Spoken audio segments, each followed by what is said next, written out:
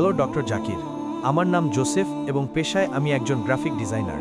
Sir, আমার সহজ প্রশ্ন হলো, বিভিন্ন ধর্মে ঈশ্বরের ধারণা আলাদা। মুসলিমরা বলে আল্লাহ ঈশ্বর, খ্রিস্টানরা বলে যিশু খ্রিস্ট, আর হিন্দুরা বলে শ্রী ভগবান, দুঃখিত, শ্রীকৃষ্ণ হলেন ভগবান।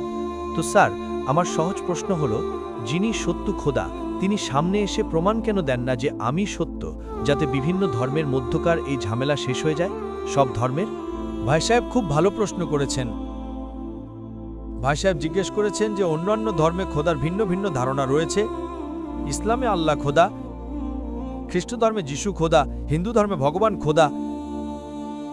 আপনি যদি আমার লেকচার শোনেন অন্যান্য ধর্মে ঈশ্বরের ধারণা সম্পর্কে, যদি আপনি শোনেন এবং যদি আপনি সঠিক পদ্ধতিতে যাচাই বাছাই করেন, যদি আপনি ইসলামে ঈশ্বরের ধারণা জানতে চান, তবে মুসলিমদের দেখবেন না, কোরআন মাজিদ পড়ুন, সহিহ হাদিস পড়ুন।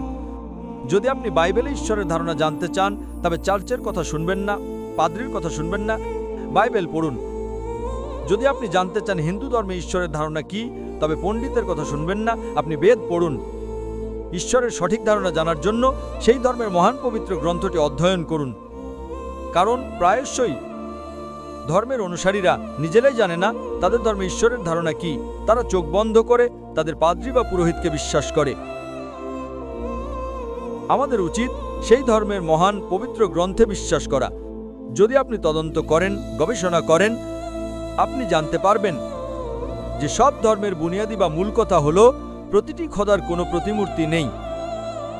লেকচার দেওয়ার সুযোগ নেই, আমি আপনাকে সংক্ষেপে বলে দিচ্ছি। বাইবেলে ঈশ্বরের ধারণা, তাতে পরিষ্কার লেখা ছিল যে ঈসা আলাইহিসসালাম পয়গাম্বর, তার আগে আপনি আসবেন।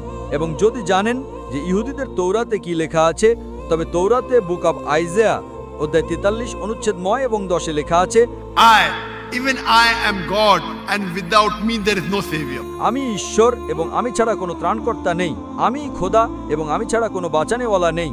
এবং পরিষ্কার লেখা আছে বুক অব ডিউটোরনমি অধ্যায় 5 অনুচ্ছেদ 7 এবং 8 এবং বুক অব এক্সোডাস অধ্যায় 20 অনুচ্ছেদ 3 এবং 5 That thou shalt not make any image of anything, of any likeness, in the heaven above, in the earth beneath, and in the water beneath the earth. Thou shalt not bow down to them, nor serve them, for I, thy God, thy Lord, is a jealous God.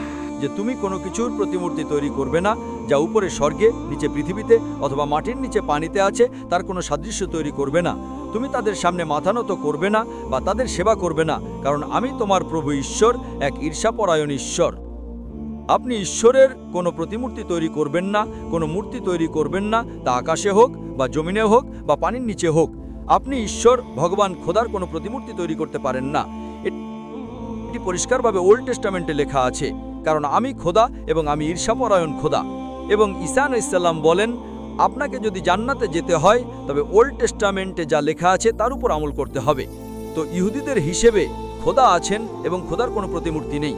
খ্রিস্ট ধর্মে অনুযায়ী খোদা আছেন এবং খোদার কোনো প্রতিমূর্তি নেই। আপনি হিন্দু ধর্মের বই পড়বেন, সবচেয়ে উঁচু মানের বই হলো বেদ এবং উপনিষদ। বেদ সবার উপরে, তারপর উপনিষদ, পুরাণ, শ্রুতি ও স্মৃতির মধ্যে বেদ এবং উপনিষদ। ছান্দোগ্য উপনিষদে লেখা আছে অধ্যায় 6 খণ্ড 2 মন্ত্র 1 Nakasya kasij. ভগবান এক, দ্বিতীয় কেউ নেই। এবং শ্বেতশ্বেতার উপনিষদে লেখা আছে অধ্যায় 6 শ্লোক 9, Nakasya kasij janitana chadipa. সেই ভগবানের কোনো পিতামাতা নেই, না বাবা আছে না মা, এবং তার কোনো সন্তানও নেই। এবং পরিষ্কার লেখা আছে শ্বেতশ্বেতার উপনিষদে অধ্যায় 4 শ্লোক 19 এবং যজুর্বেদ অধ্যায় 32 শ্লোক 3 যে Na tasya pratima asti.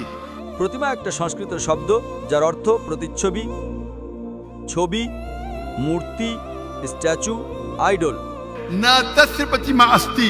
সেই ভগবানের কোনো প্রতিচ্ছবি নেই, কোনো মূর্তি নেই, কোনো ফটোগ্রাফ নেই, কোনো স্ট্যাচু নেই, কোনো পেন্টিং নেই।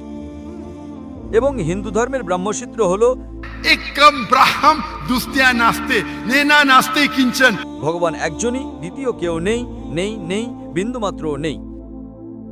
আপনি যে কোনো মুসলিমকে জিজ্ঞেস করবেন ইসলামে ঈশ্বরের ধারণা কি, সবচেয়ে শ্রেষ্ঠ এবং সংক্ষিপ্ত উত্তর সে দিতে পারবে তা হলো সূরা ইখলাস সূরা নম্বর 112 আয়াত নম্বর 1 থেকে 4। Qul huwallahu ahad. বলো আল্লাহ এক, Allahu samad. আল্লাহ যিনি অমুখাপেক্ষ, لم يلد ولم يولد তিনি কাউকে জন্ম দেননি এবং তাকেও কেউ জন্ম দেয়নি ولم يكن له كفوا أحد এবং তার সমতুল্য কেউ নেই। এবং কাল আমি আমার লেকচারের ব্যাখ্যা করেছি, যদি আপনি এইসব নিয়ে গবেষণা করেন তাহলে দেখবেন এই সব অর্থ একই। তা ইহুদিদের কিতাবে হোক বা খ্রিস্টানদের কিতাবে হোক বা হিন্দুইজমের কিতাবে হোক বা কোরআনে হোক। আপনার প্রশ্ন ছিল আলাদা কেন? আলাদা নয়। ভগবান কেন এসে, খোদা কেন এসে নিজেকে প্রমাণ করেন না? খোদাকে আসার কোনো দরকারই নেই। খোদা পয়গাম্বর পাঠান। এখন শেষ পয়গাম্বর মোহাম্মদ সাল্লাল্লাহু আলাইহি সাল্লাম বার্তা দিয়ে গেছেন। তার যাওয়ার পর মুসলিমদের দায়িত্ব, প্রতিটি মুসলিমের দায়িত্ব যে সে যেন দায়ী হয়, সে মানুষকে। كنتم خير أمة أخرجت للناس আল্লাহ তাআলা বলেন সূরা আল ইমরান সূরা নম্বর 3 আয়াত 110-এ, মুসলিমরা তোমরাই সমগ্র বিশ্বের জন্য আবির্ভূত শ্রেষ্ঠ জাতি। আল্লাহ আমাদের সম্মান দিচ্ছেন, ইজ্জত দিচ্ছেন। যখনই সম্মান দেওয়া হয় তার সাথে দায়িত্ব থাকে। আল্লাহ তাআলা বলেন যখন ইজ্জত দেন আমাদের দায়িত্ব কি? ওই আয়াতে আল্লাহ বলেন تأمرون بالمعروف وتنهون عن المنكر وتؤمنون بالله কারণ তোমরা মানুষকে সৎ কাজের দিকে ডাকো এবং অসৎ কাজ থেকে বিরত রাখো এবং বলো আল্লাহর উপর ঈমান রাখি। তাই প্রত্যেক মুসলিমের দায়িত্ব হলো মানুষকে সত্যের দিকে ডাকা এবং মন্দ থেকে বিরত রাখা। আপনি বলছেন খোদা কেন আসেন না? খোদাকে আসার কোনো দরকারই নেই। এত মানুষ সাক্ষী দেবে যে জাকির নায়েক আপনাকে দাওয়াত দিয়েছে। আখেরাতে আপনার কাছে কোনো অজুহাতই নেই আল্লাহকে না মানার।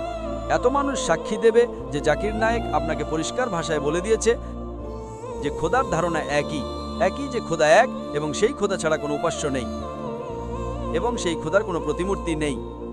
আপনারও বাঁচার জন্য কোনো অজুহাত নেই। আল্লাহর আসার দরকার কি? আল্লাহ পয়গাম্বর পাঠিয়েছেন, আল্লাহ শেষ কিতাব পাঠিয়েছেন। আল্লাহ বলেছেন সূরা হিজর সূরা নম্বর 15 আয়াত 9 যে আমরা কোরআন নাজিল করেছি উপদেশ বাণী এবং সহিহ হাদিস এবং আমরা এর সংরক্ষণকারী। কত লাখ কোটি হাফেজ আছেন যারা কোরআনকে নিজেদের হৃদয়ে সুরক্ষিত রেখেছেন। তো আপনার প্রশ্নের উত্তর তো দিলাম। আমি আপনাকে জিজ্ঞেস করতে চাই, আপনি কি এক খোদায় বিশ্বাস করেন? জি স্যার। আপনি কি মানেন যে ঈসা আলাইহিস সালাম পয়গাম্বর নাকি খোদা? স্যার, এখন আপনার কথা শুনে তো একটু কনফিউজড হয়ে গেছি। কনফিউজড হওয়া তো বলা উচিত আমার আলো দেখা দিয়েছে। কনফিউজড আগে ছিলেন, এখন তো এত হাওয়ালা দিলাম। এখন আপনার বলা উচিত আপনার বায়ান শুনে আমার কনফিউশন দূর হয়ে গেছে। এখন আপনি কি বলেন, তিনি কি পয়গাম্বর? আপনি কি মানেন যে ঈসা আলাইহিস সালাম পয়গাম্বর নাকি খোদা? স্যার, এখন এই প্রশ্নের উত্তর দেওয়া একটু কঠিন। এত পরিষ্কার ভাষায় আমি কথা বললাম এবং কখন থেকে আমি বলছি যে বাইবেল পরিষ্কার ভাষায় বলছে, কোথাও লেখা নেই যে ঈসা আলাইহিস সালাম নিজে বলেছেন আমি খোদা। এখন এত পরিষ্কার বলার পর আপনি বললেন যে খোদা নিজে কেন আসেন না? খোদাকে আসার দরকার কি? আমরা এখানে আছি না? জি স্যার। তো এত বলার পর যদি আপনি না মানেন তাহলে ভুল আপনার না আমার। স্যার, যেমন এখনকার সময় মানুষ শুধু এটাই বলে যে যিনি খোদা তিনি মানুষকে মৃত্যু দেন এবং জীবিতও করেন। তো হজরত ঈসা আলাইহিস সালাম যিনি আছেন, আমি একটু কনফিউজড। তো স্যার, প্রশ্ন এটা যে হজরত ঈসা আলাইহিস সালাম মৃতদের মধ্যে প্রাণ সঞ্চার করতেন এবং এই কাজ তো খোদা ছাড়া কেউ করতে পারে না।